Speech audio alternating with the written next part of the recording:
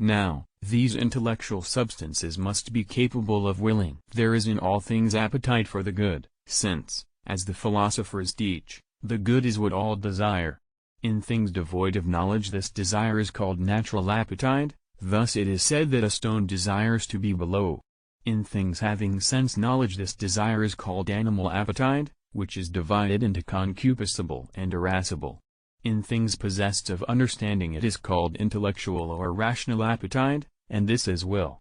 Created intellectual substances, therefore, are endowed with will. Moreover, that which exists through another is referred to that which exists through itself, as being prior to the former. That is why, according to Aristotle, things moved by another are referred to the first self-movers.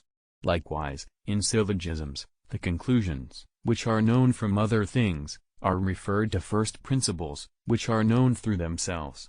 Now, there are some created substances that do not activate themselves, but are by force of nature moved to act, such is the case with inanimate things, plants, and brute animals, for to act or not to act does not lie in their power. It is therefore necessary to go back to some first things that move themselves to action. But, as we have just shown, intellectual substances hold the first rank in created things. These substances, then, are self-activating. Now, to move itself to act is the property of the will, and by the will a substance is master of its action, since within such a substance lies the power of acting or not acting. Hence, created intellectual substances are possessed of will. The principle of every operation, furthermore, is the form by which a thing is in act, since every agent acts so far as it is in act. So, the mode of operation consequent upon a form must be in accordance with the mode of that form. Hence, a form not proceeding from the agent that acts by it causes an operation of which that agent is not master. But, if there be a form which proceeds from the agent acting by it, then the consequent operation also will be in the power of that agent.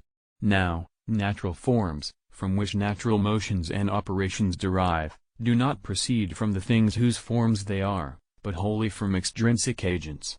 For by a natural form each thing has being in its own nature, and nothing can be the cause of its own act of being.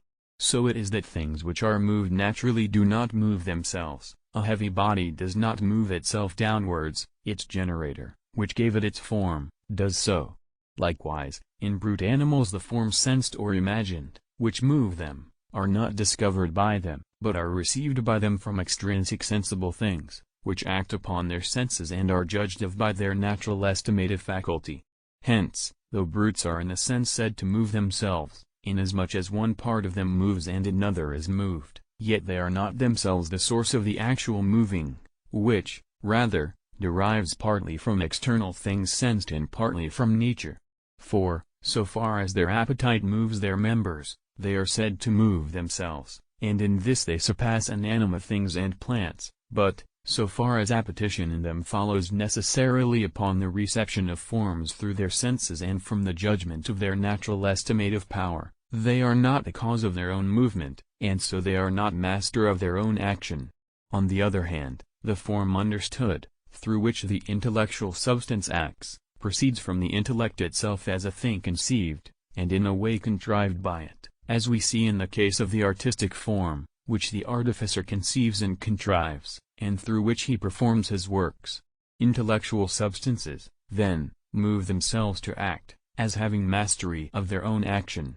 It therefore follows that they are endowed with will. The active, moreover, should be proportionate to the passive, and the moving to the movable. But in things having cognition the apprehending power is related to the appetitive power as mover to movable, for that which is apprehended by sense or imagination or intellect moves the intellectual or the animal appetite. Intellectual apprehension, however, is not limited to certain things, but reaches out to them all.